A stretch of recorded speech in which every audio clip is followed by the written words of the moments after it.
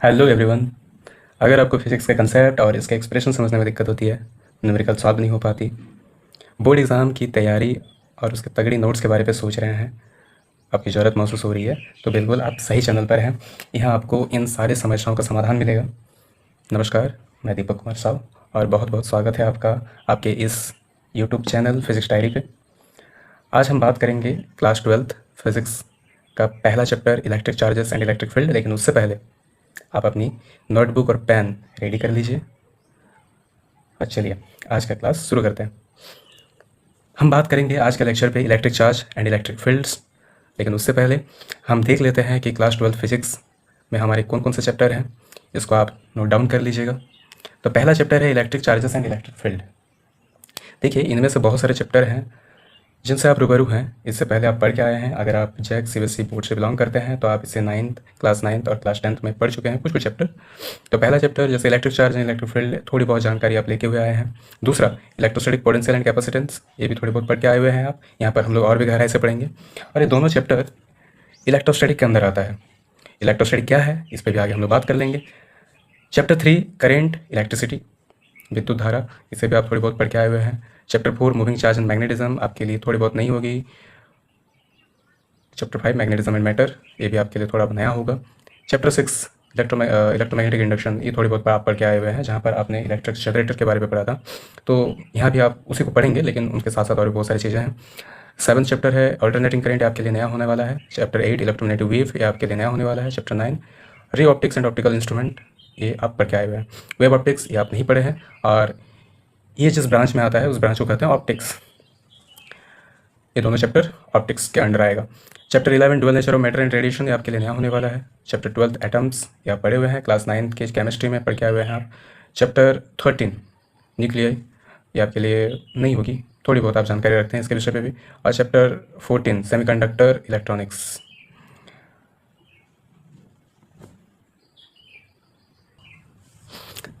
Chapter 1 electric charges and electric field,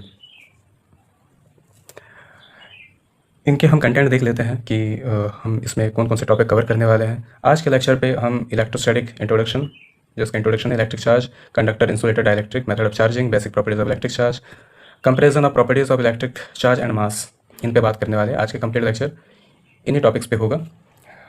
यहाँ पर electric charges और इलेक्ट्रिक फील्ड, इन दोनों को हमने कैटेगराइज किया है, दोनों का अलग अलग करके यहाँ पर नोट किया गया है, और इससे आपका समझदारी और ज़्यादा बेहतर होगा। तो यहाँ पर जो भी टॉपिक्स हैं ये आपके इलेक्ट्रिक चार्ज के हैं। इसके बाद इलेक्ट्रिक फील्ड होगा, तो इलेक्ट्रिक चार्ज के जो टॉपिक्स हैं लगभग 2 से 3 लेक्चर में कंप्लीट हो जाएगा। तो देख लीजिए कि इसमें कौन कौन से टॉपिक हम लोग कवर करने वाले हैं। इलेक्ट्रोस्टैटिक, मैंने फिजिक्स का वो ब्रांच है जहाँ पर हम लोग चार्ज को स्टैटिक रख के पढ़ाई करते हैं। लेकिन कौन से चार्ज, सारे चार्ज स्टैटिक रहते हैं या फिर इसमें भी कुछ अपवाद है, लिमिटेशन है, तो ये भी देख लेंगे हम लोग। इसके बाद इलेक्ट्रिक चार्ज होता क्या है, कंडक्टर, इंसुलेटर, डाइलेक्ट्रिक्स, इन तीनों में हम लोग डिफरेंस को समझेंगे। मेथड ऑफ चार्जिंग, चार्ज करने के क्या क्या तरीके हैं, इसको हम लोग जानेंगे। कोई मैटर को कैसे चार्ज किया जा सकता है। इसके बाद basic properties of electric charge के प्रॉपर्टीज़ के बारे में हम पढ़ाई करेंगे। Comparison of properties of charge and mass, charge और मास के जो प्रॉपर्टीज़ हैं उसको कंपेयर करते हुए पढ़ेंगे। कूलम्ब्स लॉ, ये बहुत ही इंपॉर्टेंट टॉपिक है, एग्जाम में कभी कभी पूछा भी जाता है। तो इसके स्टेटमेंट, इसके एक्सप्लेनेशन, इसको जानेंगे। इसके वेक्टर फॉर्म और इसको क्वेश्चन वेक्टर के फॉर्म में कैसे लिखा जाता है, इसको जानेंगे। इसके बाद हम लोग इलेक्ट्रोस्टैटिक और ग्रेविटेशन फोर्स का कंपैरिजन करेंगे। उसके बाद सुपरपोजिशन प्रिंसिपल, इसके बारे में जानेंगे। उसके बाद कंटिन्यूस चार्ज और distribution, and after then electric force due to continuous charge distribution. Chapter 1 electric charge and electric field. Then what is electrostatic, what do mean by electrostatic का। उससे पहले आप अगर आप नोट्स को लिखना भी चाहेंगे तो आप पॉज करके, वीडियो को पॉज करके आप नोट्स को लिख सकते हैं। मैं थोड़ी बहुत टाइम दूंगा जिसमें आप पॉज कर सकते हैं वीडियो को। ठीक है, इलेक्ट्रोस्टैटिक क्या है ना, फिजिक्स का वो ब्रांच है जहाँ पर हम लोग स्टडी करते हैं electric force, electric field, electric potential and electric energy due to source charge at rest, is known as electrostatic. Line by line पढ़ देते हैं ताकि आपको याद रखने में आसानी हो। The branch of physics which deals with the study of electric force, electric field, electric potential and electric energy due to source charge at rest is known as electrostatic. देखिए, यहाँ पर हम लोग बहुत सारी चीज़ों के बारे में पढ़ेंगे। इलेक्ट्रिक फोर्स क्या होता है, इलेक्ट्रिक फील्ड क्या होता है, इलेक्ट्रिक पोटेंशियल क्या होता है, इलेक्ट्रिक एनर्जी क्या होता है, और ये जितनी भी चीज़ें हैं ये हम लोग सोर्स चार्ज को स्टैटिक यानी रेस्ट में रख के पढ़ाई करेंगे। अब बात है कि सोर्स चार्ज क्या होता है। तो देखिए, 2 तरह का चार्ज है, एक है सोर्स चार्ज, दूसरा है टेस्ट चार्ज। तो सोर्स चार्ज वो होता है जिसका मैग्नीट्यूड ज़्यादा होता है, टेस्ट चार्ज बस वो टेस्टिंग के लिए इस्तेमाल होता है, तो उसका मैग्नीट्यूड कम होता है। टेस्ट चार्ज बस इसीलिए यूज़ किया जाता है, उसको हम लोग डिटेक्ट करने के लिए, कोई भी चीज़ को डिटेक्ट करने के लिए। कोई भी चीज़ मीन्स कि यहाँ पर इलेक्ट्रिक फोर्स को अगर हम लोग डिटेक्ट करना चाहते हैं, पता लगाना चाहते हैं कि इस रीजन पे इलेक्ट्रिक फोर्स है कि नहीं, तो इलेक्ट्रिक फोर्स है कि नहीं, तो उसके लिए हम टेस्ट चार्ज को इस्तेमाल करते हैं। जैसे कि करंट है कि नहीं, इसके लिए हम टेस्टर का यूज़ करते हैं। टेस्टर से हमें पता चलता है कि हाँ करंट है कि नहीं है। तो सेम लाइक दिस कि इलेक्ट्रिक फोर्स को अगर पता करना है उस रीजन पे, तो हम टेस्ट चार्ज का इस्तेमाल करेंगे। तो एक होता है सोर्स चार्ज, दूसरा होता है टेस्ट चार्ज। तो सोर्स चार्ज होता है जिसका मैग्नीट्यूड ज़्यादा होगा, टेस्ट चार्ज होता है जिसका मैग्नीट्यूड कम होगा। आगे इसके विषय में और भी हम लोग विस्तृत रूप से पढ़ेंगे, आगे है हमारा ये टॉपिक। अच्छा, इलेक्ट्रोस्टैटिक को हम लोग स्टैटिक इलेक्ट्रिसिटी भी बोलते हैं। ओके, तो पहला क्वेश्चन है कि what is electric charge. Electric charge होता क्या है, जिसको हम लोग हिंदी में बोलते हैं आवेश, विद्युत आवेश। तो charge is the property associated with matter due to which it produce and experience electrical and magnetic effect. ठीक है, कोई भी मैटर के साथ ये एक जुड़ा हुआ उसका गुण है, यानी जब से मैटर है तब से उसमें एक इनहेरेंट प्रॉपर्टी है, एक इंट्रिंसिक प्रॉपर्टी है ये कोई भी मैटर का। तो चार्ज कोई भी बॉडी है, कोई भी बॉडी, कोई भी मैटर, कोई भी मास है, मतलब उसमें चार्ज होगा। हाँ, उसमें नेट चार्ज होगा कि नहीं ये अलग बात है, लेकिन उसमें चार्ज होगा। तो मैटर है मीन्स चार्ज होगा, और चार्ज के चलते ही हमें इलेक्ट्रिकल और मैग्नेटिक इफेक्ट दिखने को मिलता है। तो कोई भी मैटर अगर इलेक्ट्रिकल और मैग्नेटिक इफेक्ट प्रोड्यूस कर पा रहा है या फिर उसको अनुभव कर पा रहा है, एक्सपीरियंस कर पा रहा है, तो उसमें इलेक्ट्रिक चार्ज है। जैसे दो बॉडी एक दूसरे को अट्रैक्ट कर रहे हैं, तो अगर बिहाइंड इसका रीज़न हम लोग पता करना चाहेंगे कि किस चीज़ के चलते अट्रैक्ट कर रहा है, तो देखिए दो बॉडी का मास है, तो दो बॉडी एक दूसरे को अट्रैक्ट कर सकते हैं किसके चलते, मास के चलते, और इसको हम लोग बोलेंगे ग्रेविटेशनल फोर्स। दो बॉडी एक दूसरे को अट्रैक्ट कर सकते हैं इलेक्ट्रिक फोर्स के चलते। तो इलेक्ट्रिक फोर्स के चलते जो दो बॉडी एक दूसरे को अट्रैक्ट कर रहा है या फिर रिपल कर रहा है, उसके लिए रिस्पॉन्सिबल कौन है, उसके लिए रिस्पॉन्सिबल है चार्ज। आगे और भी बात करेंगे, आपको और भी तगड़े तरीके से समझ में आएगा, लेकिन ये बात समझ करके कि इलेक्ट्रिक चार्ज कोई बॉडी का, कोई भी मैटर का एक इंट्रिंसिक प्रॉपर्टी होता है, जिसके चलते वो इलेक्ट्रिकल और मैग्नेटिक इफेक्ट प्रोड्यूस करता है। इसका फार्मूला हो गया Q equal to I T. Q हो गया आपका इलेक्ट्रिक चार्ज, I हो गया इलेक्ट्रिक करंट, और T हो गया टाइम। आगे इसके बारे में और भी कुछ जानकारियाँ हैं जो पॉइंट वाइज लिखा हुआ है, आप इसे बेहतर तरीके से समझिए। पहली बात, ये एक स्केलर क्वांटिटी होता है, यानी it has only magnitude, have no any direction. इसका कोई डायरेक्शन नहीं होता है, ये सिर्फ मैग्नीट्यूड कंटेन करता है। इसका ऐसा यूनिट कूलम है, आप इसी को एम्पियर सेकंड भी लिख सकते हैं। I के लिए एम्पियर मीन्स इलेक्ट्रिक करंट के लिए एम्पियर, और T के लिए सेकंड। जब भी हम लोग यूनिट को लिखेंगे तो स्मॉल लेटर से इस्तेमाल करेंगे, क्योंकि कूलम एक व्यक्ति का नाम है, एक साइंटिस्ट का नाम है।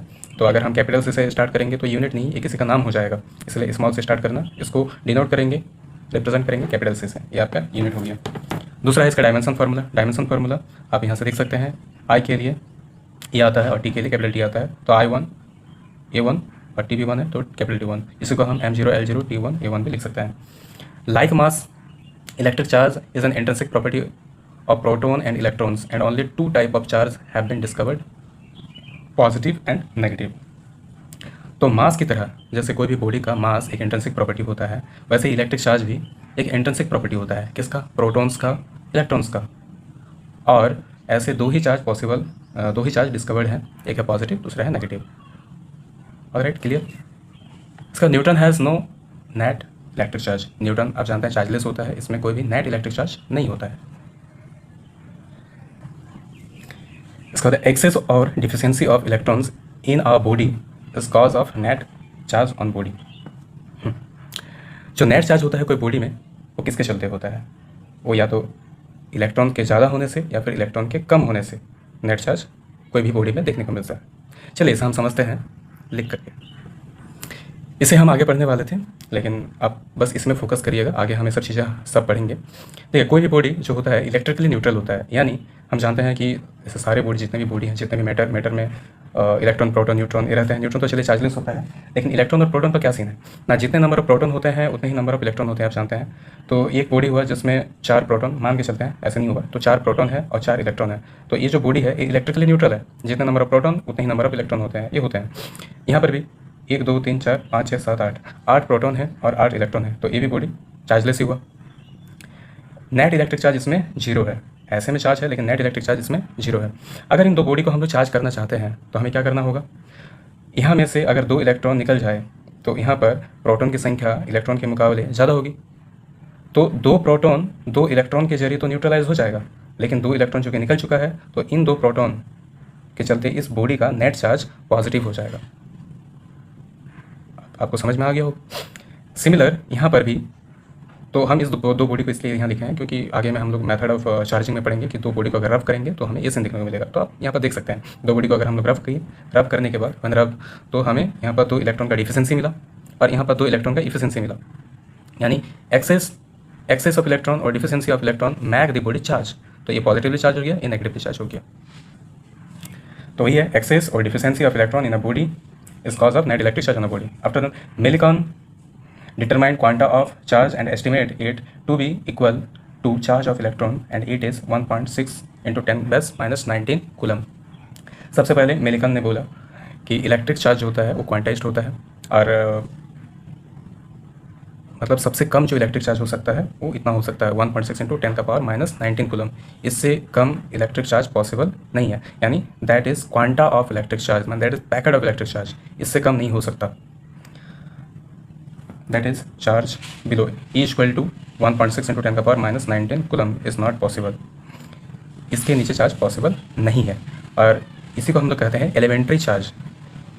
इसको ई से रिप्रेजेंट करते हैं, याद रखिएगा, दैट इज एलिमेंट्री चार्ज। आगे हमारा जरूरत होगा जब हम क्वांटाइजेशन ऑफ इलेक्ट्रिक चार्ज को पढ़ेंगे। आगे practicals unit of charge.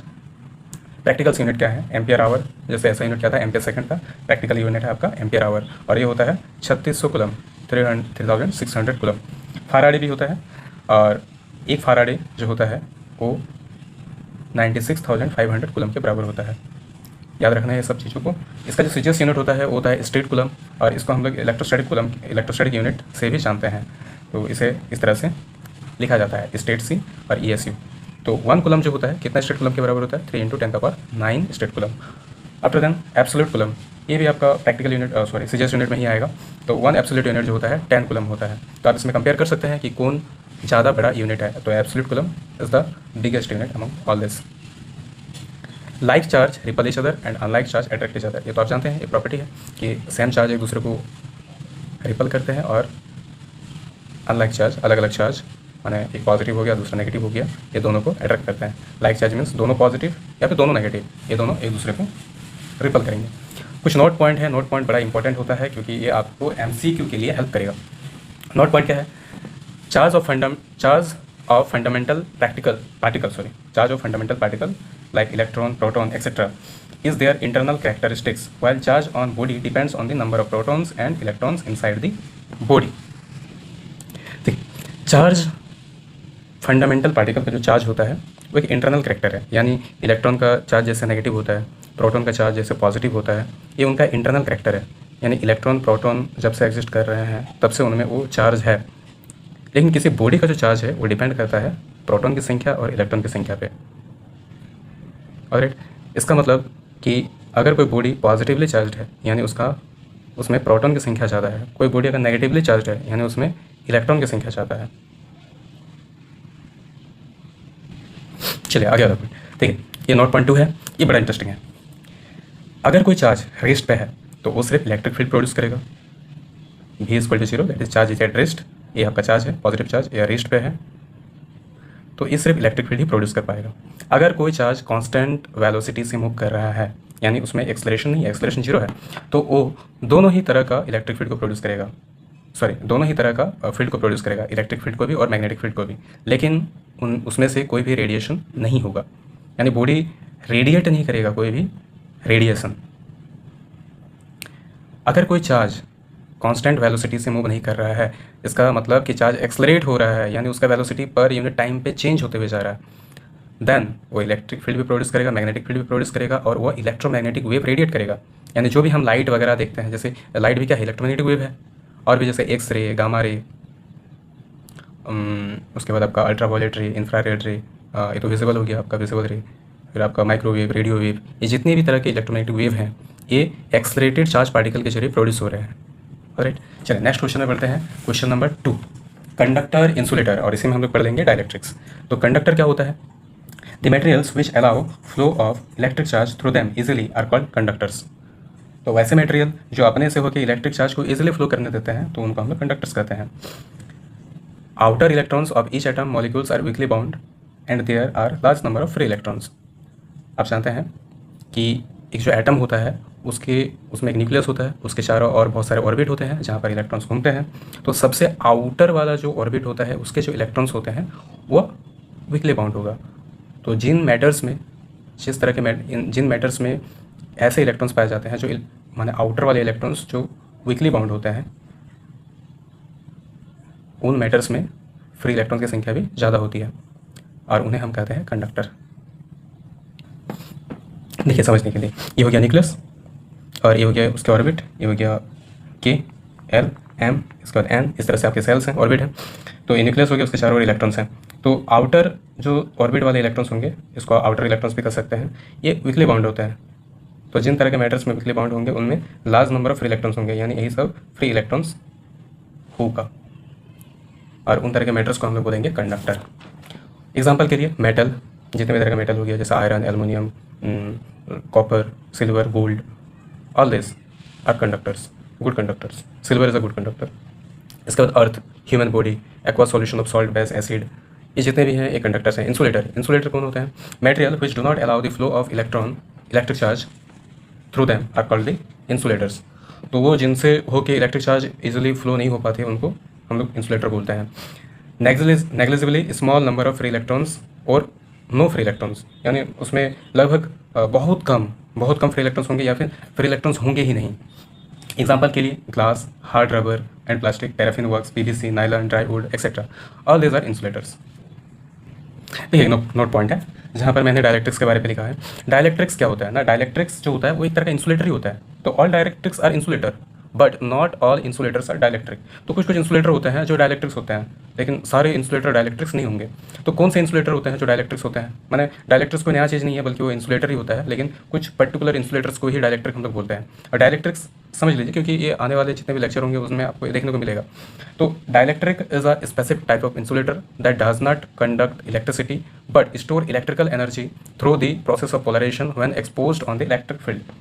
Okay, अब एग्जाम्पल देखिए, उसके बाद आपको समझाता है। डायलेक्ट्रिक्स में कौन आएगा? ड्राई एयर जो कि इंसुलेटर भी है, वैक्यूम जो इंसुलेटर भी है, distil water, okay distil water, ceramic, all these are insulators but these are dielectric. These are also insulator but this are not dielectrics. ये इंसुलेटर तो है लेकिन डायलेक्ट्रिक्स नहीं है। प्लास्टिक, रबर, ग्लास, कॉटन, ये सब इंसुलेटर है लेकिन डायलेक्ट्रिक्स नहीं है। तो ऐसा क्यों ना? वैसे इंसुलेटर को हम लोग डायलेक्ट्रिक्स बोलेंगे जिसको हम लोग इलेक्ट्रिक फील्ड में रखेंगे। ये इलेक्ट्रिक फील्ड है, इलेक्ट्रिक फील्ड के बीच में यहाँ पर हम लोग डायलेक्ट्रिक्स को रखेंगे। जैसे मान लीजिए कि सेरामिक को रखें, तो उसमें इलेक्ट्रिकल एनर्जी स्टोर होगा, और वो कैसे होगा? पोलराइजेशन के जरिए। अब पोलराइजेशन क्या है ना? सेरामिक के साइड्स में, एजेस में इलेक्ट्रिक चार्ज का स्टोर हो जाना, एक साइड पॉजिटिव और दूसरा साइड नेगेटिव। ये आगे हम लोग बात करेंगे। तो इस प्रोसेस को हम लोग बोलते हैं पोलराइजेशन। यहाँ पर कुछ फीचर्स के आधार पर इंसुलेटर और डायलेक्ट्रिक को डिफ्रेंशिएट किया है। तो प्राइमरी फंक्शन के आधार पर, अगर प्राइमरी फंक्शन में बोले तो ये इंसुलेटर जो होता है वो ब्लॉक कर देता है फ्लो ऑफ इलेक्ट्रॉन्स के फ्लो को ब्लॉक कर देता है। डायलेक्ट्रिक ये आपका इलेक्ट्रिकल एनर्जी को स्टोर करता है। पोलराइजेशन के बेसिस पे बोले तो नो सिग्निफिकेंट पोलराइजेशन ऑकर, तो इंसुलेटर में कोई भी पोलराइजेशन नहीं होता है।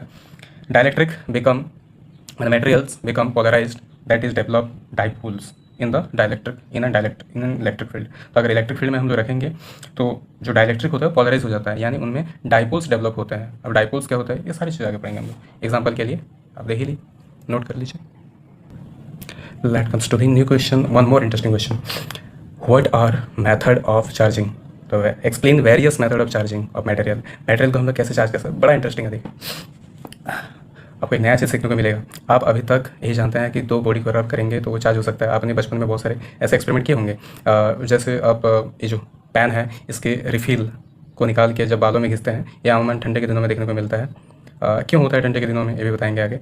तो पेन का रिफिल को निकाल के आप कागज़ के टुकड़ों को अगर सामने ले जाएंगे तो फिर वो चिपक जाते हैं, बड़े दूर से ही चिपक जाते हैं। तो ये जो होता है, ये क्यों होता है? ये होता है आपका चार्जिंग बाय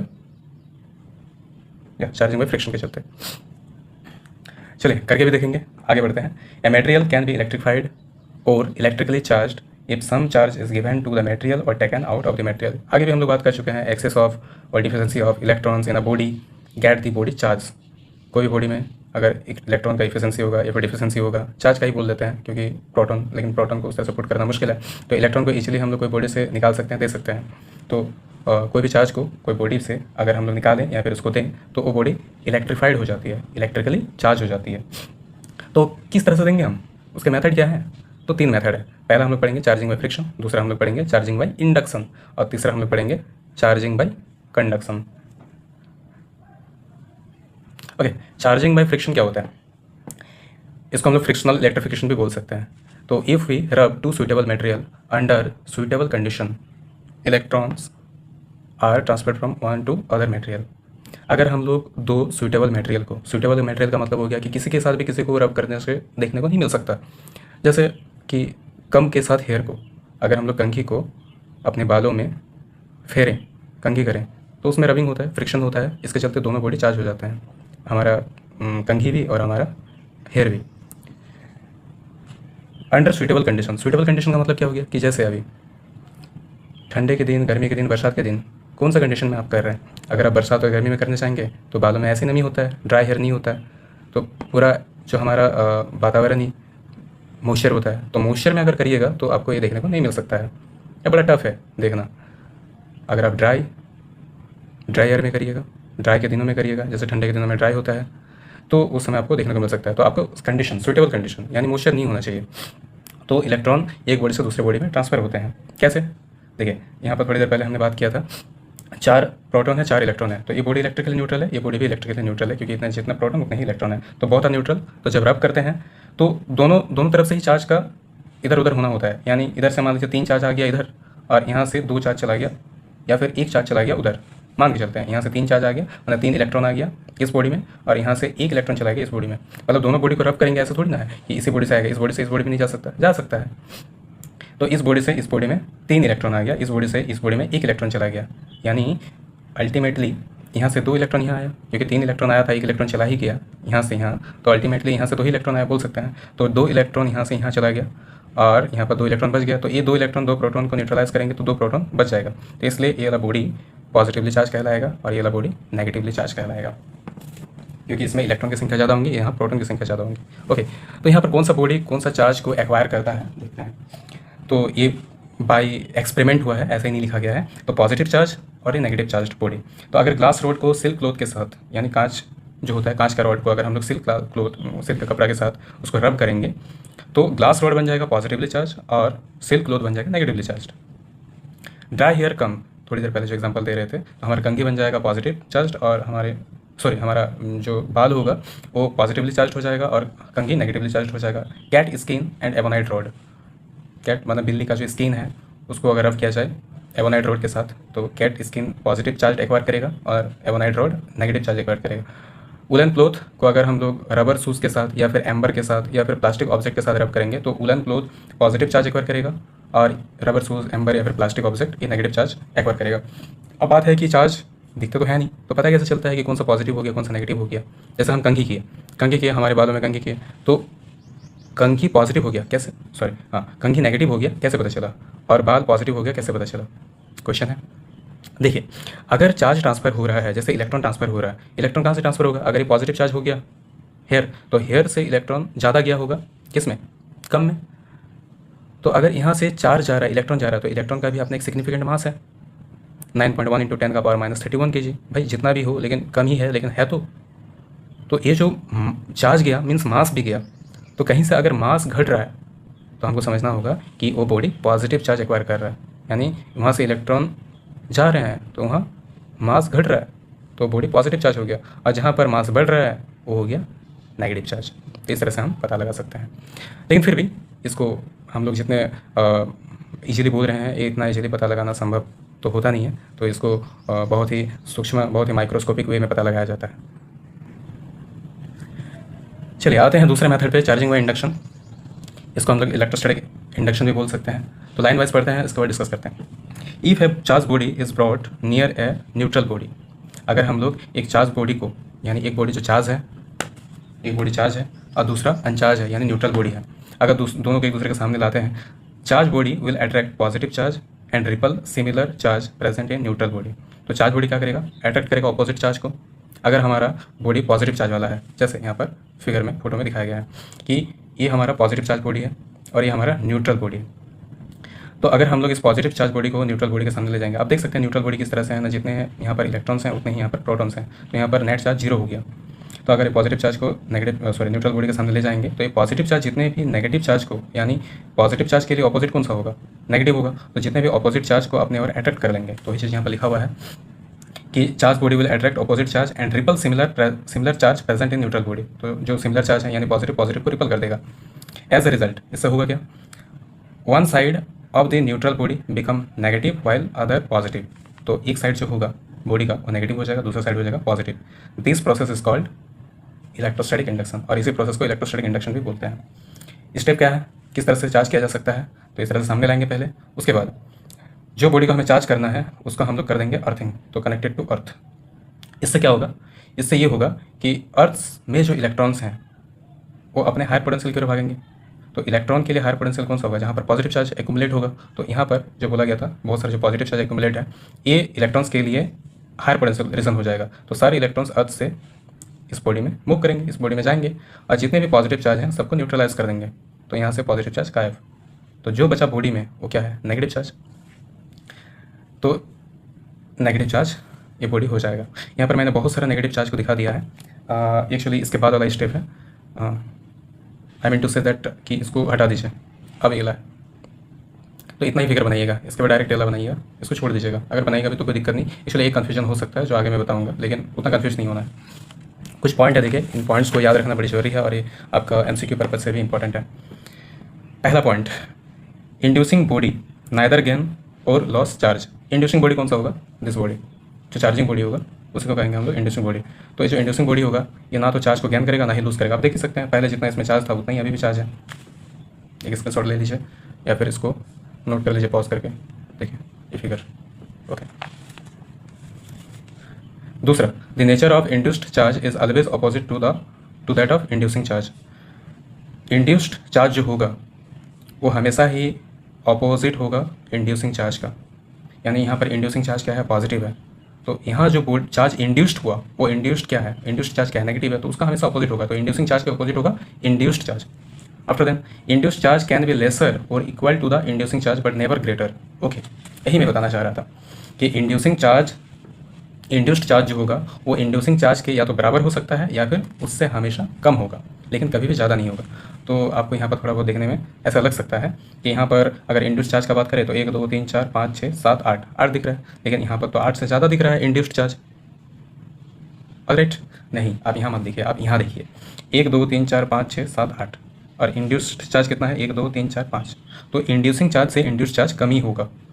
अब मैंने इसको हटा दिया, इसको रिमूव कर दिया। इसको रिमूव करने के बाद इस बॉडी को मैंने ड्रॉ किया, इसलिए मैं बोल रहा था कि इसको नहीं लिखना है, इसको नहीं बनाना है, आप इसके बाद इसको बनाइएगा। ओके, और आप फिर से चार्ज यहाँ पर दिखा सकते हैं, उसमें कोई दिक्कत नहीं है, क्योंकि अल्टीमेटली नेगेटिव हो गया है तो नेगेटिव हो गया तो आप और भी बना के दिखा सकते हैं, कोई दिक्कत नहीं है, उससे उसका कोई रिलेशन है नहीं एक्चुअली इस फिगर का। Okay, induction take place only in body not in particles. तो जो इंडक्शन होगा ये बॉडी में होगा ना कि पार्टिकल में। पार्टिकल का मतलब जैसे कि प्रोटॉन मान ले, तो क्या प्रोटॉन में इंडक्शन हो सकता है, इलेक्ट्रॉन में इंडक्शन हो सकता है क्या, नहीं, क्योंकि यहाँ पर प्रोटॉन और इलेक्ट्रॉन का एक्सचेंज के चलते ही हो रहा है। अगर प्रोटॉन में इंडक्शन होगा तो प्रोटॉन में क्या चीज़ का एक्सचेंज होगा, या फिर क्या चीज़ का ट्रांसफर होगा, एक्सचेंज नहीं, सॉरी एक्सचेंज में बोल रहा हूँ, ट्रांसफर। तो यहाँ पर प्रोटॉन या फिर इलेक्ट्रॉन का ट्रांसफर के चलते हो रहा है। अगर मैं प्रोटॉन का बात करूँ तो प्रोटॉन में कौन सा पार्टिकल का ट्रांसफर होगा, नहीं होगा। तो इसलिए कोई पार्टिकल के लिए पॉसिबल नहीं है इंडक्शन, ये हमेशा कोई बॉडी में होता है, क्योंकि बॉडी में बहुत सारे इलेक्ट्रॉन्स होते हैं, बहुत सारे प्रोटॉन्स होते हैं, तो वहाँ से बहुत सारे इलेक्ट्रॉन्स ट्रांसफर हो सकते हैं, इसलिए वहाँ पर इंडक्शन पॉसिबल होता है। चलिए आते हैं लास्ट हमारा method of charging, conduction, charging by conduction. ये क्या है, the process of transfer of charge by contact of two conducting bodies is known as conduction. यानी दो चार्ज्ड बॉडी को, कोई भी चार्ज बॉडी को अगर हम लोग किसी दूसरे अनचार्ज बॉडी से टच कराते हैं तो उससे चार्ज का ट्रांसफ़र होता है। इस प्रोसेस को हम लोग बोलते हैं कंडक्शन। फॉर एग्जांपल यहाँ पर देख सकते हैं फिगर में, एक चार्जिंग बॉडी है, ये न्यूट्रल बॉडी है। तो जो चार्जिंग बॉडी है ये पॉजिटिव चार्ज है, और जब इस पॉजिटिव चार्ज बॉडी को हम लोग न्यूट्रल बॉडी से टच कराएं तो इलेक्ट्रॉन्स किधर भागेंगे, अपने हायर पोटेंशियल की ओर। तो हायर पोटेंशियल कौन सा होगा, ये वाला रीजन तो पोटेंशियल है ही नहीं, और ये जो पॉजिटिव चार्ज है उसके लिए हायर पोटेंशियल हो जाएगा, तो अपने लोअर से हायर पोटेंशियल की ओर इलेक्ट्रॉन भागेगा। तो इलेक्ट्रॉन्स इधर भागा, तो मान लेते हैं कि 3 इलेक्ट्रॉन भागा, तो यहाँ पर 3 इलेक्ट्रॉन का डिफिशेंसी हुआ इस बॉडी में। तो 3 इलेक्ट्रॉन का जब डिफिशेंसी होगा तो ये बॉडी ऐसा हो जाएगा, यानी 3 प्रोटॉन को 3 इलेक्ट्रॉन तो न्यूट्रलाइज कर देंगे, लेकिन बाकी 3 प्रोटॉन जो बच जाएगा, इसी के चलते ये बॉडी पॉजिटिवली चार्ज हो जाएगा। हाँ, प्रभाव इस पर भी दिखने को मिलेगा, इस पर भी प्रभाव दिखने को मिलेगा, क्योंकि 3 जो इलेक्ट्रॉन आया है यहाँ के 3 प्रोटॉन को न्यूट्रलाइज करेगा, तो इसके चलते यहाँ पर प्रोटॉन की संख्या घट जाएगी, घटेगी नहीं, मतलब 3 प्रोटॉन न्यूट्रलाइज हो जाएगा, जिसके चलते इसके चार्ज में भी, इसके नेट चार्ज में भी असर पड़ेगा। तो that is the process of conduction. Point क्या है, the charge body lose some of its charge which is equal to charge gained by the uncharge body. तो जो चार्ज बॉडी है वो अपना कुछ चार्ज को लूज करेगा, जो कि बराबर होगा किसका, ना जितना अनचार्ज बॉडी गेन किया। तो ये जो अनचार्ज बॉडी कितना गेन किया, 3 प्रोटॉन गेन किया, तो उतना ही 3 प्रोटॉन वो लूज कर देगा, यही बात है। इसके बाद बहुत तगड़ा सा क्वेश्चन है कि repulsion is the surest test of electrification not attraction, why. देखिए, अट्रैक्शन क्यों फेल है और रिपल्सन क्यों सक्सीड है। हम लोग क्यों नहीं कर सकते कि जो इलेक्ट्रिफिकेशन हुआ है, माने कोई बॉडी इलेक्ट्रीफाइड हुआ है, तो एट्रैक्शन के जरिए हम लोग नहीं कर सकते हैं कि ये इलेक्ट्रीफाइड हुआ है। अगर उसमें रिपल्सन हो रहा है तो हम कह सकते हैं कि हाँ इलेक्ट्रीफाइड हुआ है। कैसे, ना देखिए, क्यों एट्रैक्शन से हम लोग क्यों नहीं कर सकते। ये charge object can attract an uncharge body due to electrostatic induction. If you observe attraction you can not be certain if both the object are charge. मतलब अगर दो बॉडी, अगर एक चार्ज है और दूसरा अनचार्ज है, तो दो बॉडी जो एक चार्ज है और दूसरा अनचार्ज है, एक दूसरे को अट्रैक्ट कर सकते हैं क्या, कर सकते हैं। कैसे, ना थ्रू द इलेक्ट्रोस्टैटिक इंडक्शन। तो अगर वो अट्रैक्ट कर सकते हैं थ्रू द इलेक्ट्रोस्टैटिक इंडक्शन, तो आप ये सर्टेन नहीं हो सकते, निश्चित नहीं हो सकते कि दोनों ही बॉडी चार्ज है, दोनों ही बॉडी चार्ज है, आप सर्टेन नहीं हो सकते अट्रैक्शन में, क्योंकि दो बॉडी एक दूसरे को अट्रैक्ट कर सकते हैं थ्रू द इलेक्ट्रोस्टैटिक इंडक्शन। लेकिन अगर रिपल्सन हो रहा है, तो रिपल्सन तभी पॉसिबल है जब दोनों बॉडी पॉजिटिव होगा या फिर दोनों ही बॉडी नेगेटिव होगा। Why repulsion succeed, repulsion occurs only when two objects have same type of charges, both positive और both negative. Therefore, if two objects repel each other, you can be absolutely sure that both are electrified. आपको समझ में आ गया reason क्या है, क्योंकि दो body अगर एक दूसरे को अट्रैक्ट कर रहा है तो उन लोग हो सकता है कि उन लोग induction, by the process of induction एक दूसरे को अट्रैक्ट कर सकता है। इंडक्शन आप पढ़े कि इंडक्शन में क्या होता है कि अगर एक अनचार्ज बॉडी को एक चार्ज बॉडी के अनचार्ज बॉडी के सामने ले जाएंगे तो उसमें इंड्यूस्ड हो जाता है अपोजिट चार्जेस फेस में। तो अपोजिट चार्ज अगर फेस में इंड्यूस्ड होगा तो दोनों बॉडी एक दूसरे को अट्रैक्ट कर सकता है। लेकिन अगर दोनों बॉडी एक दूसरे को रिपल कर रहा है तो इंडक्शन के जरिए पॉसिबल नहीं, क्योंकि इंडक्शन में एक जो बॉडी को हम ले जाएंगे तो उसके अपोजिट चार्ज ही इंड्यूस्ड होता है, सेम चार्ज तो इंड्यूस्ड नहीं होता, तो इंडक्शन के जरिए रिपल्सन नहीं हो सकता। ऑलराइट, तो यानी रिपल्सन हो रहा है, इसका मतलब दोनों बॉडी चार्ज है, दोनों बॉडी सेम चार्ज है, दोनों बॉडी पॉजिटिव है या फिर दोनों बॉडी नेगेटिव है, यानी दोनों ही बॉडी इलेक्ट्रीफाइड है। लेकिन अट्रैक्शन में दोनों बॉडी इलेक्ट्रीफाइड है, इसका कोई सियोरिटी नहीं है, इसलिए repulsion is the surest test of electrification. देखिए, लेक्चर बहुत लंबा चले जा रहा है, तो यहीं पर हम लोग को वीडियो को समाप्त करना पड़ेगा। और अगर आपको ये वीडियो अच्छा लगा हो तो आप अपने उन सारे दोस्तों में इसको शेयर करिए जो कोचिंग कर नहीं पाते हैं। और आज के लेक्चर में हमने क्या समझा तो थोड़ा समराइज़ कर लेते हैं। आज हमने पढ़ा इलेक्ट्रिक चार्जेस एंड फील्ड का जो इंट्रोडक्शन, इलेक्ट्रोस्टैटिक होता क्या है, इलेक्ट्रिक चार्ज के बारे में जाना, उससे जुड़े हुए बहुत सारे जो यूनिट्स हैं और कुछ इंपॉर्टेंट फैक्ट्स थे उनके बारे में जाना। इसके बाद हम लोगों ने कंडक्टर, इंसुलेटर और डाइलेक्ट्रिक के बारे में जाना, और आफ्टर दैन कि किन किन मेथड से हम लोग बॉडी को चार्ज कर सकते हैं इसके बारे में हम लोगों ने जाना। तो मेनली आज हम लोग 3 टॉपिक को कवर कर पाए हैं। आगे लेक्चर नंबर 2 बड़ा इंटरेस्टिंग रहने वाला है और बड़ा ही इम्पैक्ट टॉपिक, इसे मिस मत कीजिएगा। हम लोग पढ़ेंगे प्रॉपर्टीज़ ऑफ इलेक्ट्रिक चार्ज, और ये एग्ज़ाम में अक्सर पूछा जाता है। और फिर एक तगड़ा सा लॉ, मिस्टर कुलम्स लॉ, इसके बारे में हम लोग पढ़ेंगे। तो अगर आज का लेक्चर आपको समझ में आया होगा, हेल्पफुल लगा होगा, तो आप वीडियो को ज़रूर लाइक कीजिए और आपने उस सारे दोस्तों में शेयर करिए जो कोचिंग नहीं जा पाते हैं और कोचिंग नहीं जा पाने के कारण पढ़ाई नहीं कर पा रहे हैं, उनको भी बहुत सारा मदद मिलेगा। टिल देन हंसते रहिए, मुस्कुराते रहिए, पढ़ते रहिए, ज़िंदगी में खूब मज़े लीजिए पढ़ाई करके। मिलते हैं नेक्स्ट लेक्चर पे, तब तक के लिए धन्यवाद।